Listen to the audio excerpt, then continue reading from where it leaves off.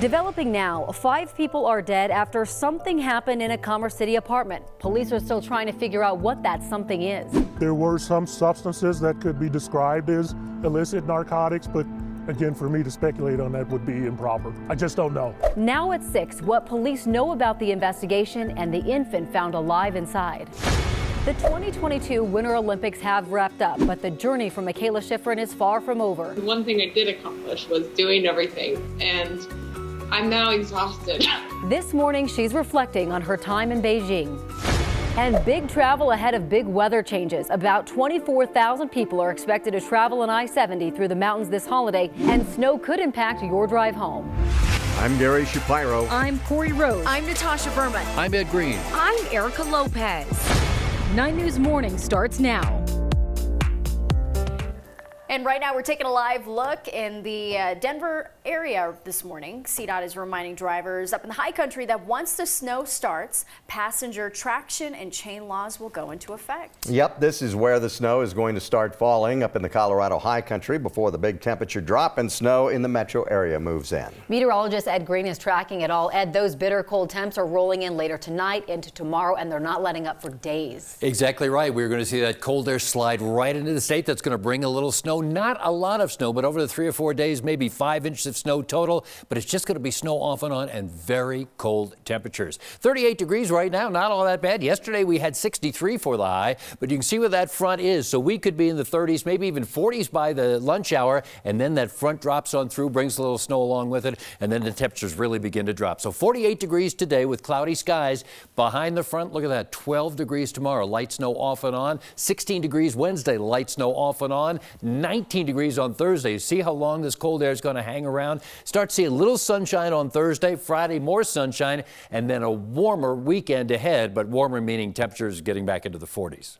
Ed, thank you. We are looking at a pretty quiet Monday morning drive so far. This is our CDOT camera along I-70 and Central Park Boulevard, where we're not seeing any slowdowns at all just yet this morning. Our map of the metro area still reflecting the same thing, not even dealing with any construction delays early this morning. As far as traveling through Commerce City goes, no delays just yet. Your westbound 76 commute traveling in from E470 will only take you about 11 minutes, so you definitely have the green light there. No issues on either side of C470 this morning. Your drive between I-25 and Santa Fe about 11 minutes. So smooth sailing through the Highlands Ranch area at this hour as well. Southbound and northbound I-25 drive between downtown and the Tech Center. No slowdowns yet there, just 14 minutes, and still looking at just an 8-minute drive on either side of I-70 between I-25 and I-225. Erica, thank you. This morning, 5 people are dead and 2 people are hurt, including an infant, after something happened at an apartment in Commerce City. 9 News reporter John Glasgow is live in Commerce City for us this morning. John, police don't really have a good idea yet of what happened. Yeah, that's right. Police say that they don't believe that this is a crime of violence, but police did say that they found what they believe to be illicit drugs at the scene. Those are going to be tested as part of this investigation. What we know, 5 people are dead, 3 are females, 2 are males, and police believe that some of them lived in this apartment complex here behind me. So the call came in around 3:45 yesterday. This is the North Range Crossing apartment complex.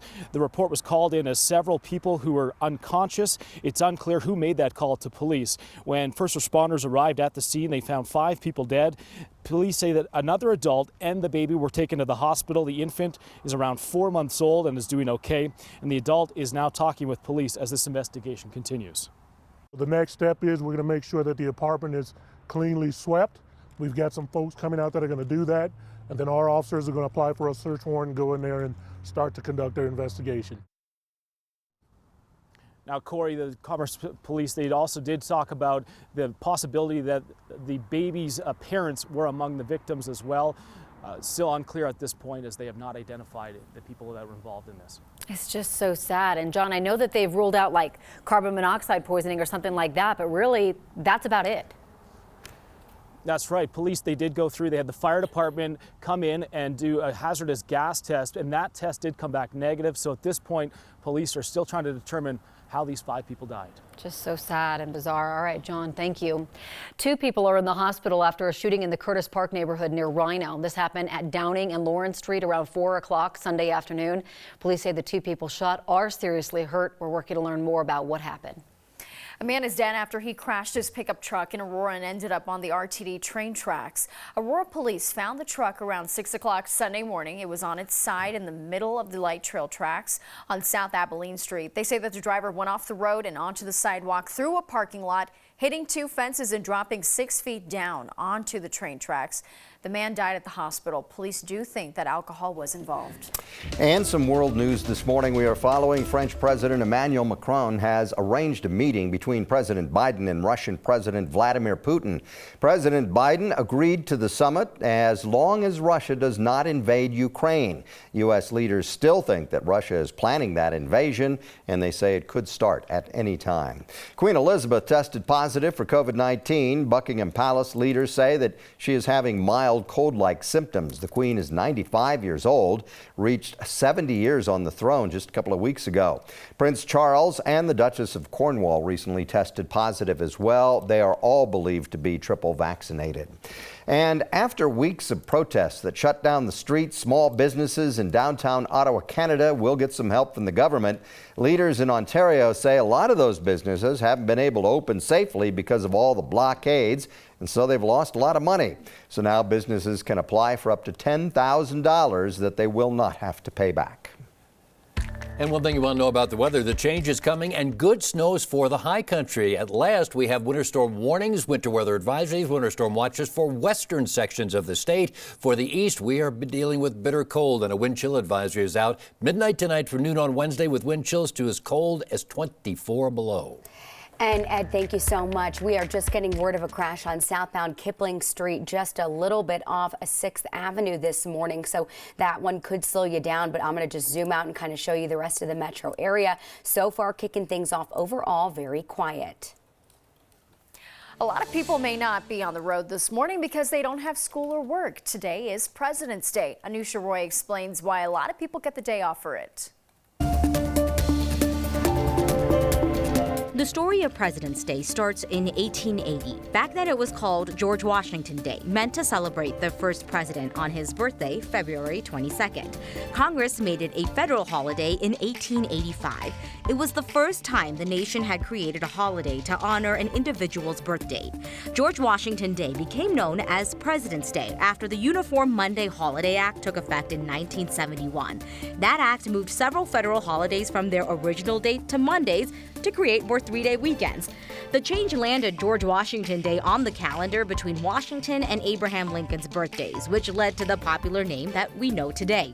President's Day is always the third Monday of February, and while some states and even the federal government still view the holiday as specific to George Washington, President's Day is more commonly seen as a celebration of all U.S. presidents, past and present. And that's Connecting the Dots. For 9 News Mornings, I'm Anusha Roy. And most city and county offices in Denver will be closed today. That includes the Denver Animal Shelter, DMV, and all Denver public libraries. One bonus, all downtown parking meters are free for the holiday. And there will not be trash collection today in Denver either, but that might not feel very different for a lot of people because you know, they've been complaining about their trash not getting picked up on time. In Denver, we're seeing complaints of delayed trash pickups, and the Department of Transportation and Infrastructure says it is because they are short 29 trash truck operators right now. They say between the start of the year through Valentine's Day, there have been more than 8,100 missed collection calls to 311. That's the city complaint line. That includes people that may have called more than once. Last June, they had just 1,700 calls. But keep in mind, this is out of about 180,000 customers. I think we all did, like, everything right, and it didn't work. It was quite the Olympic journey for Colorado skier Michaela Schifrin. This morning, she's reflecting on what went well and what went wrong in Beijing. And your final Olympics medal count, Norway coming on top with 37 medals, ROC next with 32, Germany in third with 27, Canada finishes with 26, and Team USA coming in fifth with 25 total medals.